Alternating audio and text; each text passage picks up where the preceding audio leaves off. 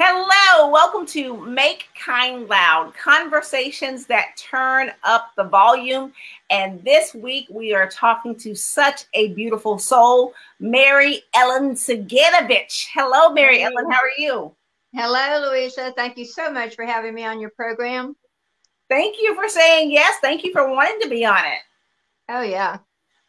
So I'm going to read your bio and then we're just going to jump right in. Okay.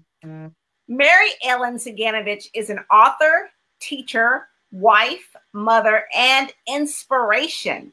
At age 6, she was diagnosed with epilepsy. And at age 34, she was diagnosed with multiple sclerosis. Mary Ellen has used her life experiences to offer healing to the world. And I absolutely love that. I love that your platform is healing. We talked briefly about it, but how did you get into healing? Well, let's see. When I was diagnosed with epilepsy at the age of 6, my family took it really hard, even though I just had a very minor case of petit mal epilepsy. But my family, I was kind of brought up with a self-esteem of negative because I was always told, at least you don't look like it. Don't tell anybody you have it. And I was like, Wow. Why can't I tell anybody? You don't understand and they're trying to protect me from the way society was at the time. Right. So then you go through that. And when I went to college, I finally told one of my sorority sisters what I had. And she goes, well, so what?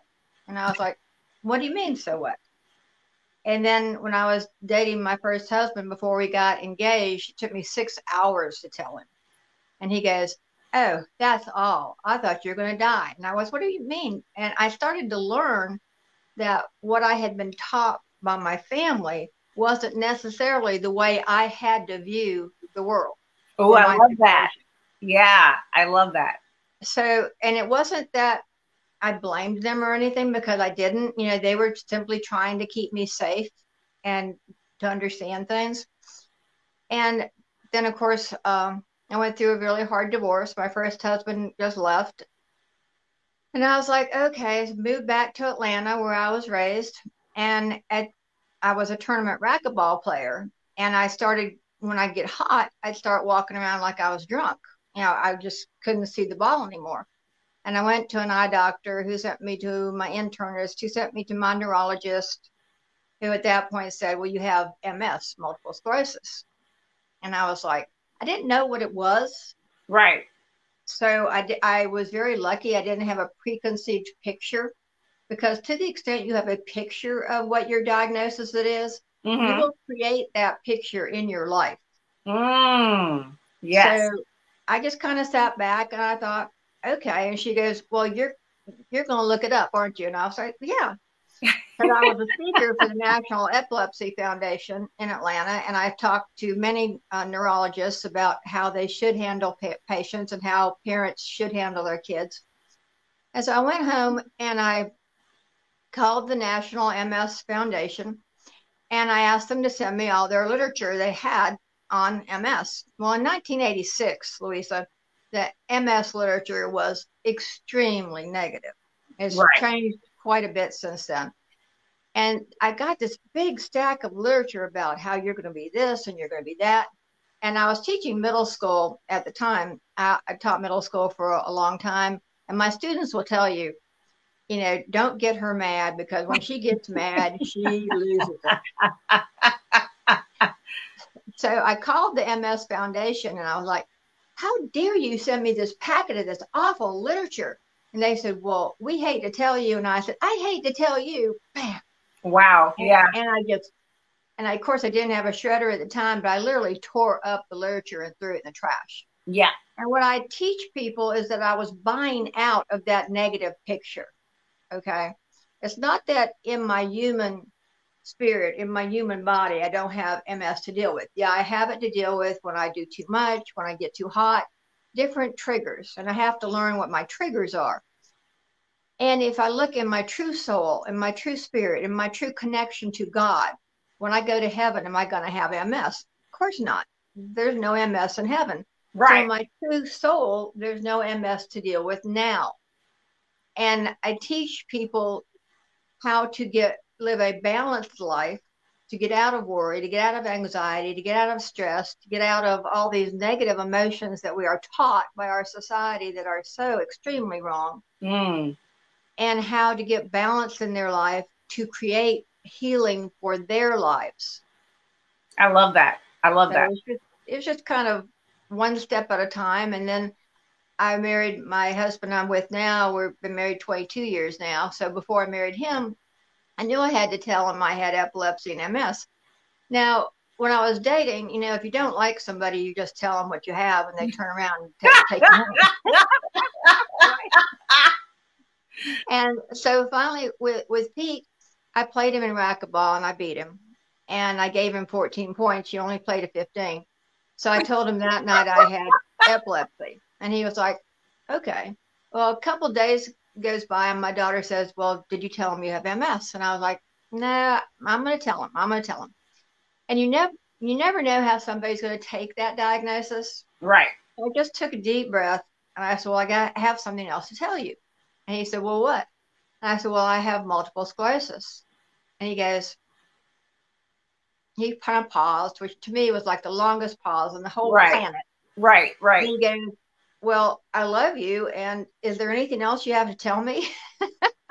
Right. Tell me all at once. So we've been married 23 years this next year, and doing great. And I've been doing really well. And then I wrote my first book, Healing Words, then my second book, Truth, and one step at a time. I love it. I love the fact that when you were diagnosed with multiple sclerosis and they sent you all this negative literature that you were like, no. Yeah, I don't think so. What did your family say about that? I don't think they ever believed I had it. Okay. Because you know, I would call them and they would say, oh, you don't have that too. Nobody in our family has that. Well, after my mom and dad both passed away, I learned from my uncle that my cousin does have it. Oh, wow. So I don't think it runs in families. I'm not saying that. I think the tendency towards a certain diagnosis might run in families, but it's not necessarily that diagnosis runs in the family. Right. You have to be very careful how you think. And she has a very mild case also.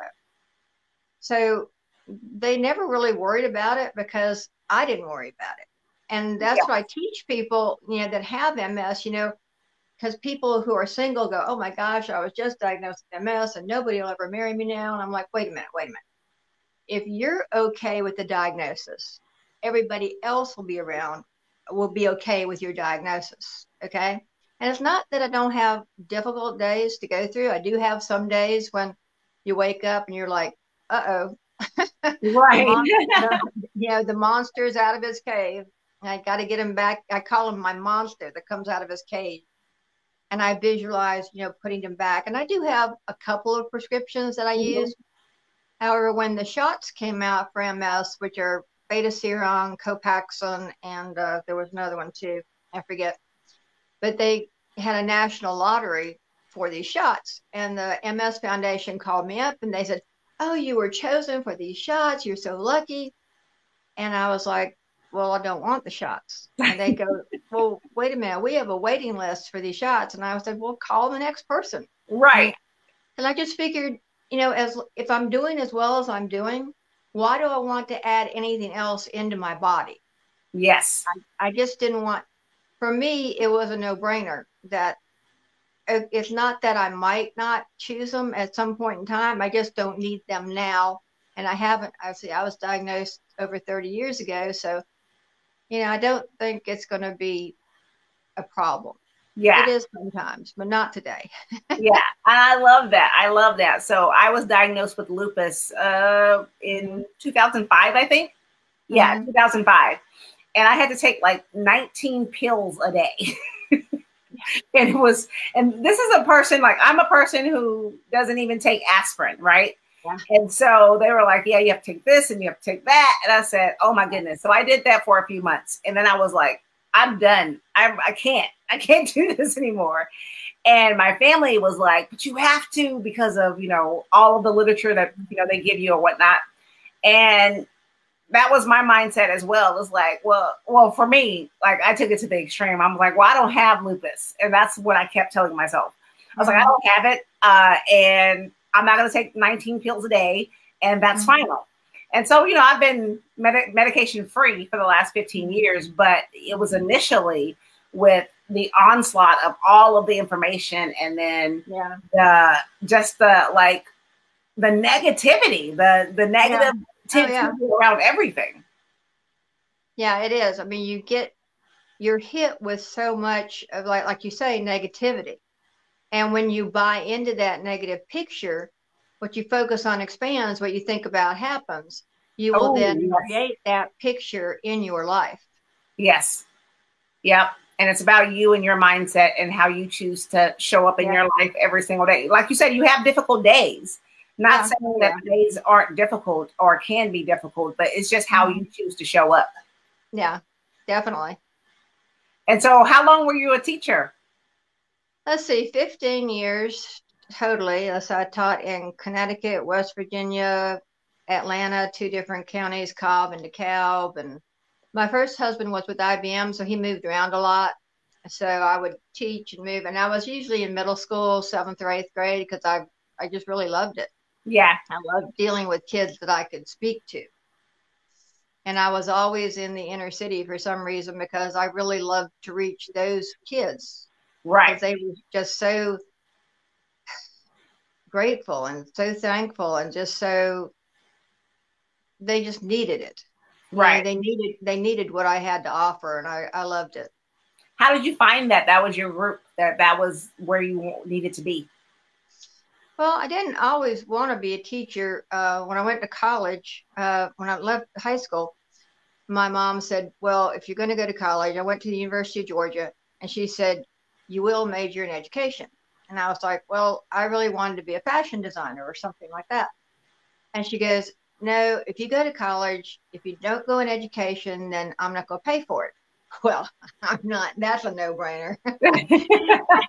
I got a free ride with I said, okay, I'll be And my mom was a teacher, and she was a principal too. Had kind of issues being a mom, but whatever. And so I left the University of Georgia, ended up graduating with honors in education, and started out in North Carolina in the Appalachian Mountains to a lot of kids who were almost like a hillbilly type background, and learned a lot from that. And then went into West Virginia, taught by a coal mining camp in West Virginia. We had a housing project. We didn't have any buses. We had a housing project, and the kids would literally walk from the housing project down the hill to school. And I just learned there that I learned so much about these kids that had so little, because I was so sheltered all my life from all of that. Right. That I did not understand. And it grew me as a person, as an individual, to accept the differences and to teach these kids that, hey, you're right. You are successful. You can be whatever you want to be. And I'm going to teach you to do that. Yes. You know. And I love that. Can you think of like one example of the light turning on for a student after you've poured into them? A lot of them, of course, a lot of times I would teach world history or social studies, and they'd come into my class and they'd be like, I don't need this class, you know, it's not like English or math or anything like that. And I was starting out, and I would say, do you know, if you understand social studies, you can become a millionaire like that? And then all these kids would be, what do you mean? How can I do that? I said, well, it's called commodities market. And if you know the weather trends, and if you know the commodities, and if you know when corn's going to fall or rise or whatever, then you can purchase it. And I would teach them all these weather patterns and things, and they really enjoyed it. But more than that, I see when the students came into my room, I had an organizational philosophy where I would have an objective for the day on the board. I would have a factoid, which was a strange and unusual fact to go along with the lesson for the day. And then I would have a vitamin, which is a vitamin for your mind. Ooh, I love that. And then I have a first 5-minute activity. So they'd come in and they were sat down, they had their notebooks, and I would go around and give them a ticket if they were doing what they were supposed to do. And they would collect these tickets for a later on auction that I did. And then we would discuss them. And I would say, okay, who wants to read the objective? We discuss it. The factoid, we discuss it. And then the vitamin for your mind. And the vitamin for your mind might be something like what I just told you. What you focus on expands, what you think about happens. And we wouldn't just read it. I would say, what do you think that means? Yeah. And they'd say, well, I could focus on being a millionaire and be a millionaire. Okay, you focus on being a millionaire and you focus on the activities, the work, what's your passion in life you need to do to meet that goal. You put that out there into the universe. And a lot of my kids came back later and they would say, Miss Sane, because that's the name I taught under at the time, you know, I really loved your classes because we'd had activities going all the time, different things. But I really enjoyed your vitamins, and I still read them to this day, and I read them to my kids. I'm like, your kids? Oh my gosh. Oh gosh, your kids. You know, and that's very gratifying when your students connect with you on Facebook or Instagram or whatever and say, did you teach in such and such middle school? And I'll be like, yes, you know. Yeah, I love that. Yeah, my goal, Louisa, and even with the truth of the day that I do today, is I figure if I can just reach one person every day. Yes. And if I can reach one student a year, if I could reach, then that's 15 students that have their life changed because they were simply in my class. And to me, that's life changing. I love that. I love that. And that is life changing. And it also changes the world, because if you can just reach one, you never know what that one will do and how they will go out and touch other people's lives. It's not about reaching 7 billion people at one time. It literally is one person at a time. Yeah, because one reaches another, and that's been good. Yeah, and teachers are so important, and they're so impactful. They have such a beautiful part in the growing of children, right? And so if you are good at your job, at what you do, then you can make tons of changes. But you can all changes for good. But if you are not so good, but you can also impact them negatively as well. Yeah, I saw so many teachers who just were teachers because they got their summer off and stuff like that. And it's sad because good teachers will leave eventually. Yeah. Because you're not going to put up with because the administration will tell you how to teach. Well, they haven't been in a classroom in 20 years. Right. So, I mean, hello. Whatever. Yeah, I love it. I love it. I can name, I think there's like 4 teachers in my life from kindergarten all the way up through high school who were just like amazing. And I still keep in contact with, because they knew how to connect. Yeah. And it sounds like you did too. Yeah, I loved it. You know, and I remember I remember one year I had a student come in the very first day, and he was an African American student, and he goes, "You're white." And I was like, yeah. And he goes, "Oh, you're going to be prejudiced, and you're going to be this, and you're just going to expect us to respect you." And I just stopped him. And I said, "No, I'm going to earn your respect, and you're going to earn my respect too. I expect you to respect the fact that I am your teacher. Okay. And I will earn your respect as you will earn mine." And that's the philosophy I taught by, because I was at the parent teacher conferences I would tell the parents, I said, I know I'm here teaching world studies or Georgia history, North Carolina, whatever history I'm teaching. I said, and I'm really not teaching that. I'm teaching your students, your son and daughter, how to think. Because if they know how to think, they can do anything. They can do social studies, they can do English, they can do math, they can do creative arts, whatever they want to do. So I'm going to teach your students or your children how to think. And that's so critical because it's, you know, you can feed them facts all day long, but if you don't ask them, what do you think about this? Then what good is that? Like the vitamin for your mind, you could have just written that up there and left it, but y'all had dialogue about it. Oh yeah, we did. And sometimes we had too much and I'd have to go, well, let's go on to the first 5-minute activity and then we'll come back to it at the end of the day, or, you know, hold the question or whatever. Yeah. We had a good group. I love it. So you're all about healing, and, you know, we're in a difficult time right now in regards to a lot of things. The most recent is, you know, the elections.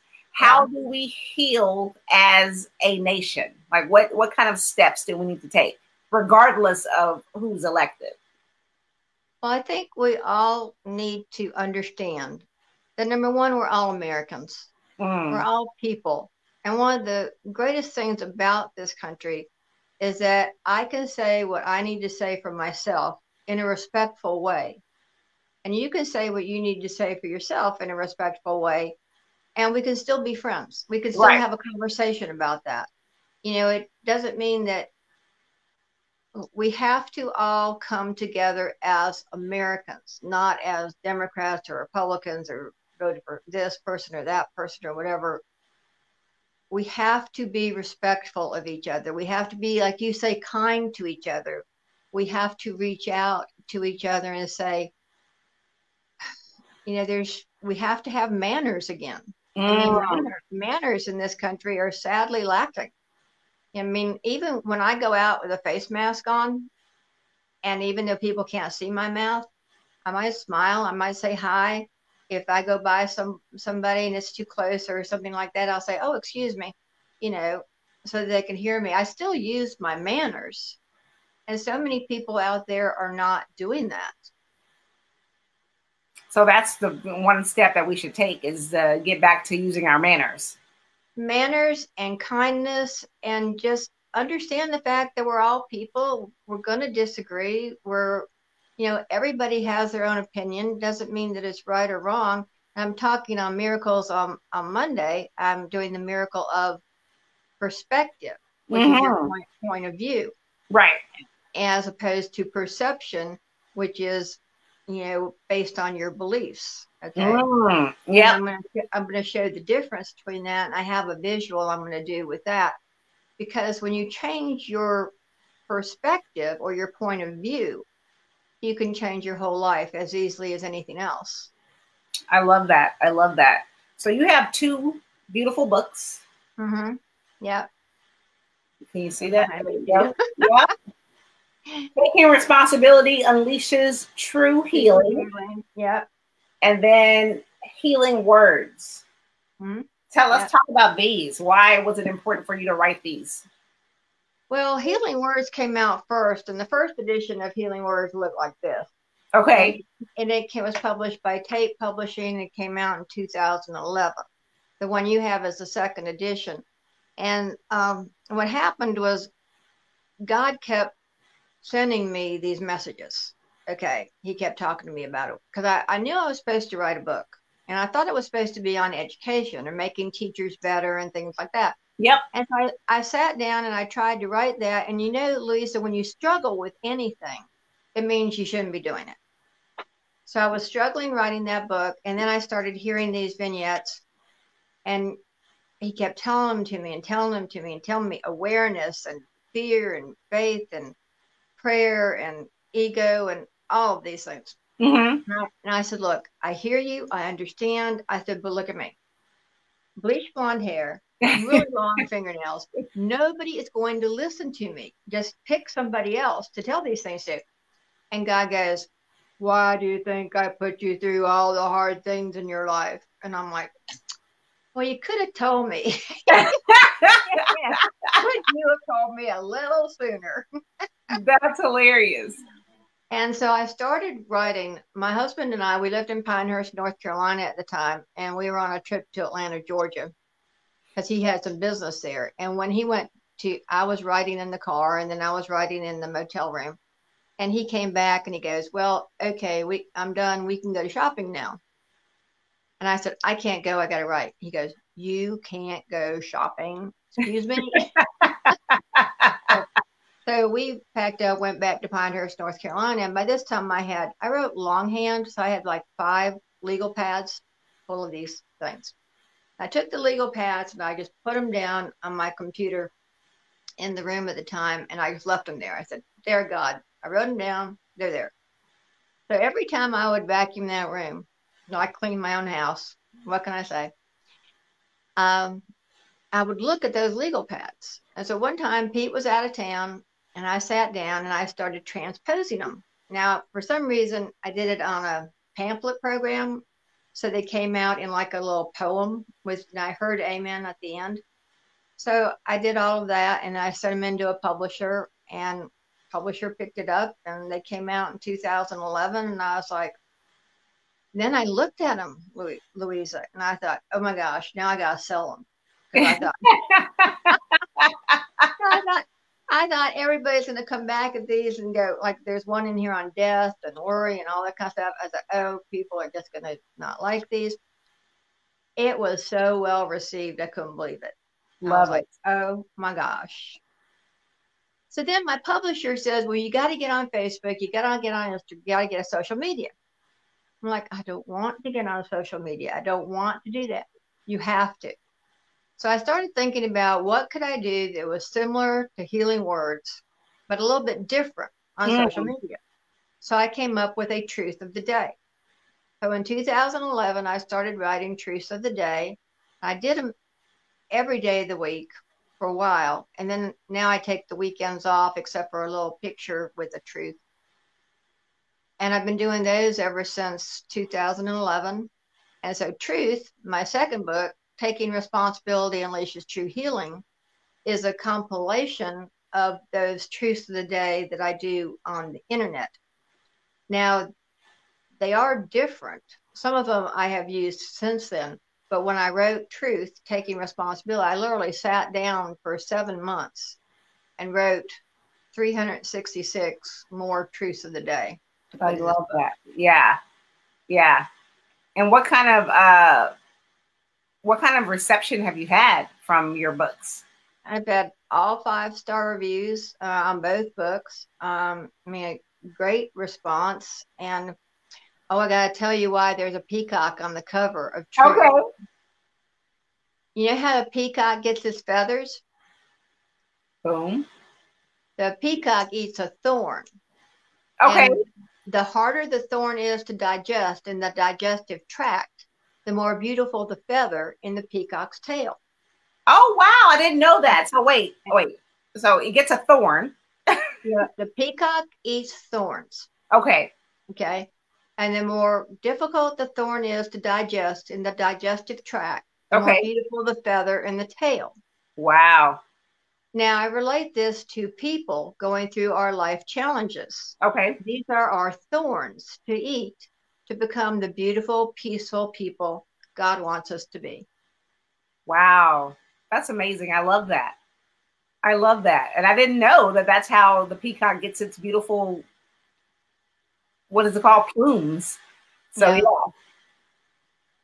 Amazing. Yeah. So I wanted a peacock on the cover, so I got my peacock. And what do you see in the next, 5 years for you? Like, where do you want to be with your platform of healing? Well, I'm probably going to come out with another book, but it's going to be based on my Miracles with Mary Ellen that I do on Mondays. So it's going to be probably Miracles by Mary Ellen. Maybe I was raised Catholic, so I don't know. I'm not trying for sainthood. But I would like these miracles that I say to people to get out to people more. So I'll probably put that in a book form or do more of them more often. Mm-hmm. I don't know. I have to stay balanced because of my health. Yeah. Because I don't take it for granted that like I'm okay today. Like I have you, and then I have a client. I do have clients that I see via Zoom and on the phone to help them. And I have one more client to do today. And then the rest of the day after that, I'll rest. Right. Because I don't want to push myself any more than that. It's very important that you know your limits and you know your triggers in your life. Yeah. Yeah. And to take care of yourself. Self-care and self-love is huge. Yeah. And I think that's a lot that we don't learn, is all that self-love and self-awareness. And because when people, you know, what I teach people is the philosophy of one finger out, three fingers back. Meaning the good you see in someone else is the good you have inside yourself.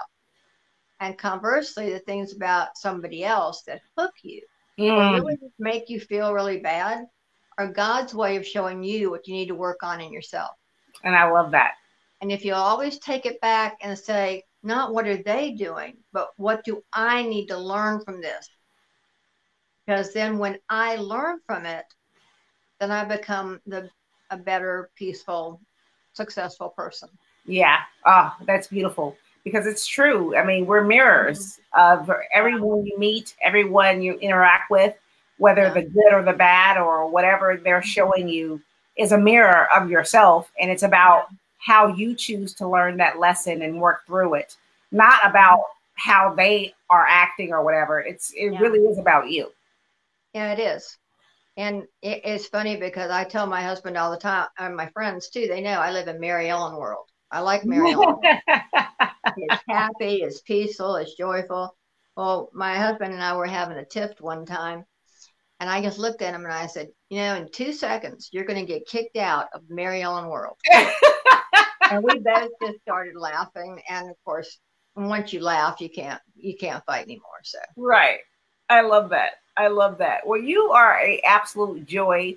And I just adore what you're doing in the world and how you show up every day. So thank you so much for just being who you are and for shining your beautiful light. Well, thank you. I mean, I love Make Kind Loud. Your platform is it's so needed and it's such a blessing to this world. So thank you, Louisa. Oh, that's beautiful. Thank you. This has been another episode of Make Kind Loud, conversations that turn up the volume. And this week we were speaking with Mary Ellen Ciganovich, and she is all about loving and healing and showing up in the world and learning how you can choose to learn lessons from the hard things that happen in your life and how you can be better for them. So thanks again, Mary Ellen. We really do appreciate you.